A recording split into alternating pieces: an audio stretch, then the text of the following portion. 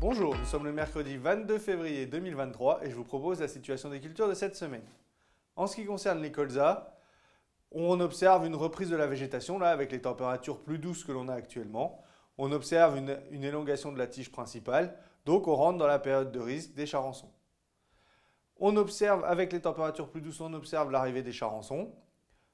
Pour le moment, il y a peu de pression, mais je vous rappelle qu'il faut réaliser l'intervention 8 à 10 jours après l'arrivée des premiers charançons. Donc remettez les cuvettes, et là pour le moment, il n'y a pas d'urgence, surtout que les températures annoncées pour les jours à venir vont baisser et que le charançon est actif à partir de 9 degrés. Donc ça va aussi ralentir l'activité des charançons puisqu'en plus on annonce du vent.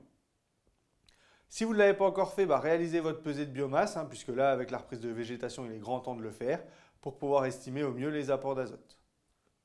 En ce qui concerne les céréales, globalement, il n'y a rien de particulier actuellement. Sur les escourgeons, les premiers apports d'azote sont réalisés, mais ils peinent à être valorisés avec les conditions sèches. Sur les blés, il n'y a pas d'urgence à réaliser ces premiers apports, surtout sur les premiers blés qui sont très denses avec énormément de talc. Donc ces blés, eux, ils n'ont pas faim pour le moment, donc pas besoin de mettre d'azote.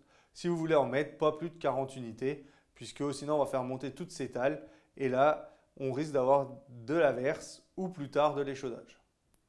En ce qui concerne les semis des cultures de printemps, ils sont bien avancés, notamment dans le sud du département où c'est quasiment terminé jusque sur le Lannoy. Et plus on remonte vers le nord, plus les chantiers avancent avec ces conditions toujours extrêmement sèches et exceptionnelles pour l'année. Je vous souhaite une bonne semaine, à la semaine prochaine.